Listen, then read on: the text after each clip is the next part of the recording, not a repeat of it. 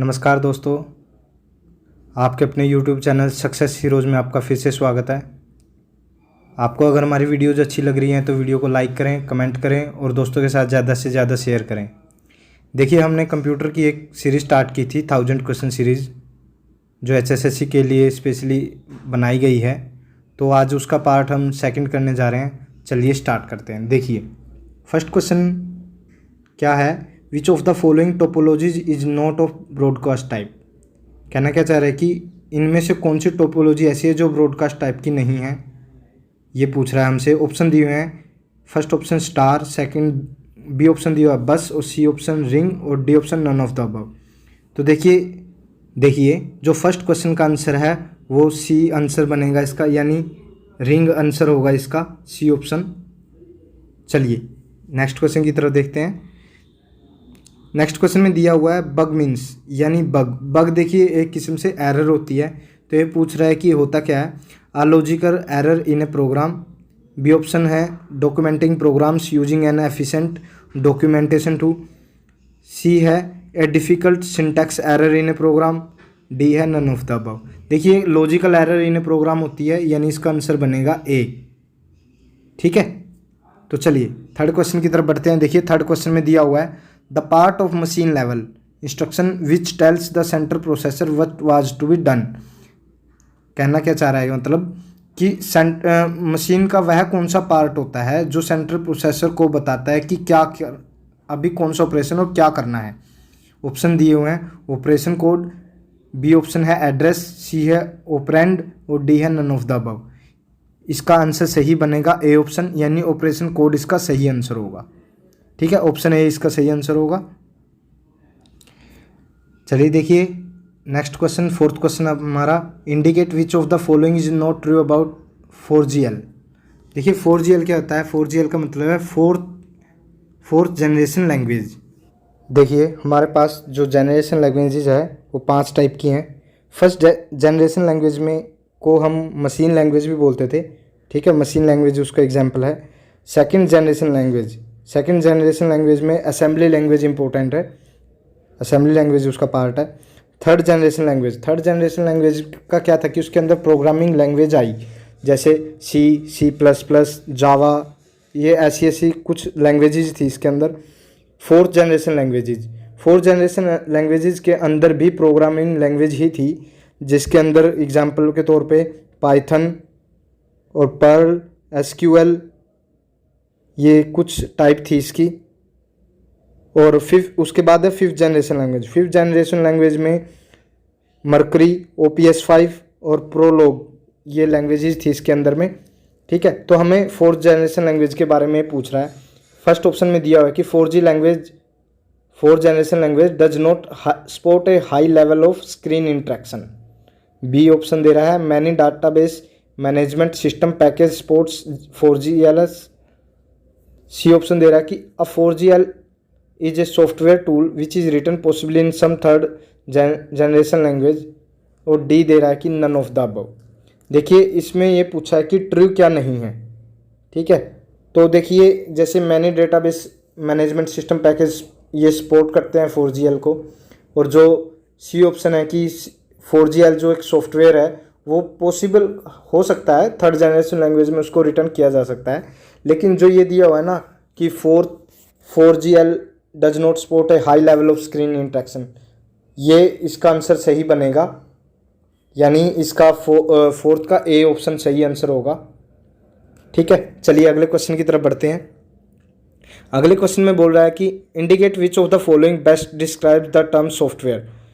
इनमें से सॉफ्टवेयर को डिफाइन करने वाली टर्म को बताना है हमें कि क्या है। ए ऑप्शन है system program only, B option है एप्लीकेशंस प्रोग्राम ओनली, सी है both A and B, and D है नन ऑफ द अबव। तो इसका जो सही आंसर होगा वो क्या होगा, इसका जो सही आंसर होगा, इसका आंसर होगा सिस्टम प्रोग्राम्स ओनली, क्योंकि जो सॉफ्टवेयर होते हैं वो हमारे सिस्टम के प्रोग्राम से बने होते हैं। चलिए देखिए सिक्स्थ क्वेश्चन है हमारा, a translator is best described as. Translator को हम कैसे डिस्क्राइब करेंगे। वो ए ऑप्शन है an application software, B option है सिस्टम सॉफ्टवेयर, सी है ए हार्डवेयर कंपोनेंट, और डी है नन ऑफ द अबव। तो जो इसका सही आंसर होगा वो होगा सिस्टम सॉफ्टवेयर, क्योंकि एक ट्रांसलेटर होता है वो सिस्टम के अंदर ही बना होता है, तो ये सिस्टम सॉफ्टवेयर होगा। चलिए नेक्स्ट क्वेश्चन की तरफ बढ़ते हैं। देखिए 7th क्वेश्चन में बोल क्या रहा है, indicate which of the following is not true about an interpreter. Interpreter के बारे में इनमें से कौन सा सत्य नहीं है, हमें वो देखना है। देखिए ए ऑप्शन बोल रहा है interpret generates an object program from the source program. Okay. B option दे रहा है interpreter is a kind of translator. C option दे रहा है interpreter analyses each source statement every time it is to be executed. और D option दे रहा है नन ऑफ द अबव। देखिए इंटरप्रेटर होता क्या है, इंटरप्रेटर एक टाइप का ट्रांसलेटर होता है। होता क्या है, इंटरप्रेटर एक टाइप का ट्रांसलेटर होता है जो सोर्स प्रोग्राम को ऑब्जेक्ट प्रोग्राम में चेंज करता है, ट्रांसलेट करता है। तो इसका जो सही आंसर बनेगा वो बनेगा बी ऑप्शन। बी ऑप्शन सही इसका आंसर होगा, interpreter is a kind of translator.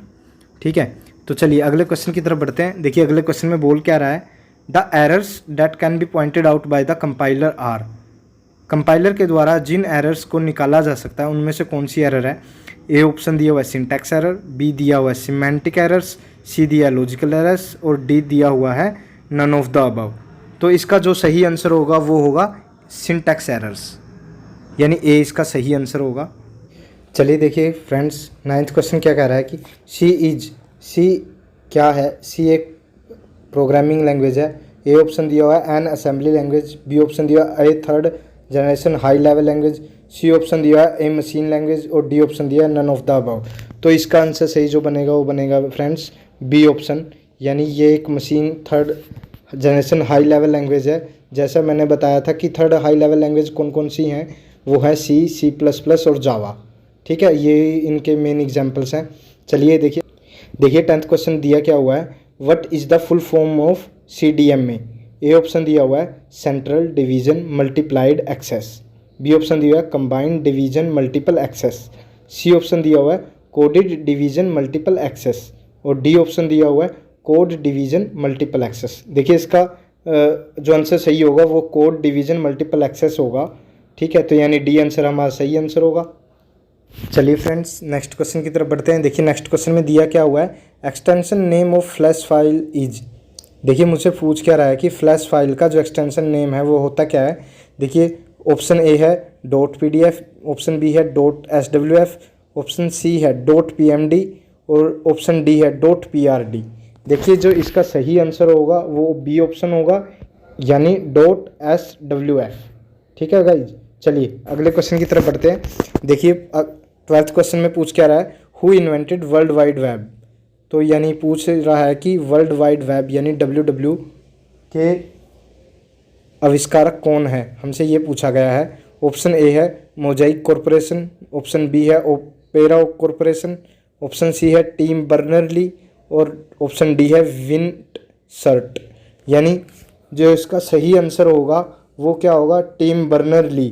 Tim बर्नर्ली ने WWW की खोज की थी, तो यानी इसका सही आंसर होगा वो होगा सी ऑप्शन। चलिए देखिए नेक्स्ट क्वेश्चन में दिया क्या हुआ है, URL स्टैंड्स फॉर। URL की फुल फॉर्म पूछी है हमसे। ऑप्शन ए है uniform resource locator, option B है universal resource locator, option C है एड्रेस बार, ऑप्शन डी है ऑल द अबव, यानी 1 2 3 आर करेक्ट। ये पूछा गया हमसे। तो इसका सही आंसर होगा URL का यूनिफॉर्म रिसोर्स लोकेटर, यानी ऑप्शन ए। ऑप्शन ए इसका सही आंसर होगा। चलिए friends next question 14th question क्या कह रहा है हमारा, a thing present in real world in physical form is called. कोई भी एक चीज़ जो हमारे रियल वास्तविक संसार में है, जो फिजिकल फॉर्म में है, तो उसे क्या कहते हैं हम, ये पूछ रहा है। ऑप्शन ए है DBMS यानी database management system, option B दिया हुआ है एंटिटी, ऑप्शन सी दिया हुआ है मॉड्यूलेशन और ऑप्शन डी दिया हुआ है कीवर्ड्स। तो इसका जो सही आंसर होगा वो होगा एंटिटी, यानी बी ऑप्शन इसका सही आंसर होगा। चलिए फ्रेंड्स नेक्स्ट क्वेश्चन की तरफ बढ़ते हैं। नेक्स्ट क्वेश्चन है बग इज। देखिए क्वेश्चन रिपीट हो गया है, तो इसका आंसर बताना है हमें। ए ऑप्शन दिया to find error in software testing, B दिया हुआ है to find error in any software code, C दिया हुआ है logical error of any program और डी दिया हुआ है बोथ 1 and 2। तो देखिए जैसा मैंने ऊपर भी बताया था ये क्वेश्चन रिपीट हो गया है। इसका आंसर मैंने बताया था कि लॉजिकल एरर थी ये, तो इसका आंसर जो सही होगा वो लॉजिकल एरर होगा, logical error of any program, यानी सी आंसर इसका सही आंसर बनेगा। चलिए फ्रेंड्स नेक्स्ट क्वेश्चन की तरफ बढ़ते हैं। 16th क्वेश्चन में देखिए दे क्या रहा है, विच of the following is not a type of की। जो कीबोर्ड में टाइप होती हैं हमारी, उनमें से पूछा है कि इनमें से कौन सी टाइप नहीं है। A alphabetical keys, B numeric keys, C function keys, D toggle keys, E none of these. देखिए अल्फ़ाबेटिक कीज तो आप समझते ही हैं, जो अल्फ़ाबेटिकल ऑर्डर अल्फ़ाबेटिक्स होते हैं हमारे, उन पे जो की बनी होती हैं वो अल्फ़ाबेटिक की हो जाती हैं। न्यूमेरिक कीज जो न्यूमेरिक वर्ड बने होते हैं, ठीक है, उनको न्यूमेरिक कीज बोलते हैं। फंक्शन की जो FN होता है हमारा, वो फंक्शन कीज होती हैं। देखिए टॉगल कीज कौन सी होती हैं, देखिए टॉगल कीज जैसे कैप्स लॉक या स्क्रॉल, ये कुछ प्रकार की टॉगल कीज होती हैं। और ई ऑप्शन दिया नन ऑफ दीज। तो देखिए ये सब कीज जो हमने ऊपर पढ़ी है ए से डी ऑप्शन तक, ये सब की इसकी टाइप होती है, यानी इसका आंसर सही जो बनेगा वो बनेगा नन ऑफ दीज, यानी ई आंसर इसका सही आंसर होगा। चलिए देखिए नेक्स्ट क्वेश्चन देखते हैं। 17th क्वेश्चन है हमारा, if A previously saved file is edited. अगर पहले सेव की हुई फाइल को दोबारा एडिट किया जाता है तो क्या होना चाहिए। देखिए बोल रहा है कि it can not be saved again. B option है the changes will automatically be saved in the file. C option है the file will only have to be saved again if it is more than 1 page in length.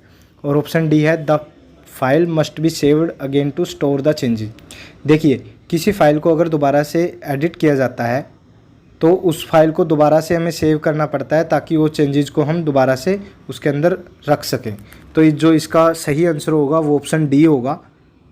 Option D इसका सही answer होगा, the file must be saved again to store the changes.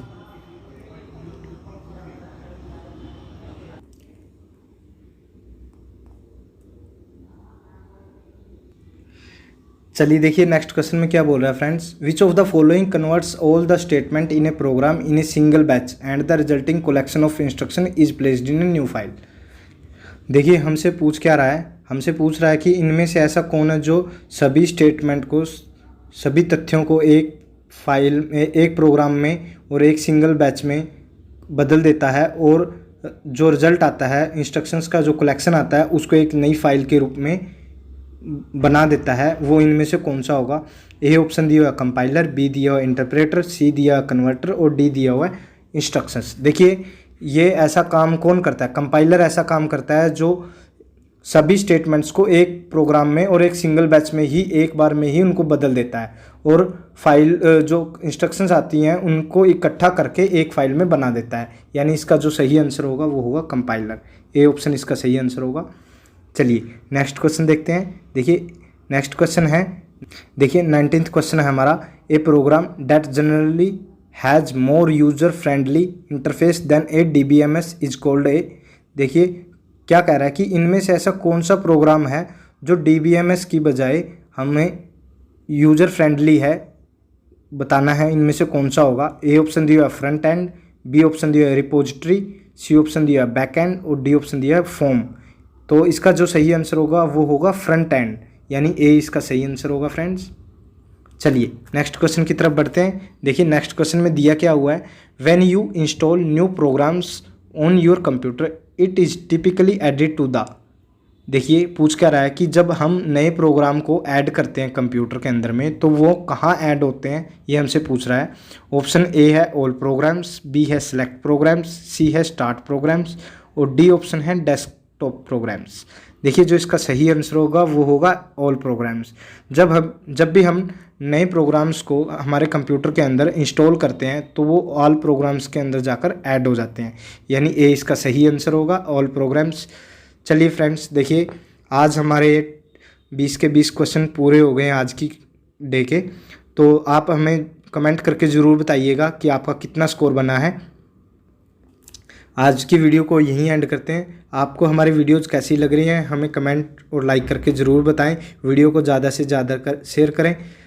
तब तक के लिए सभी दोस्तों को लव यू, बाय बाय, जय हिंद, जय भारत।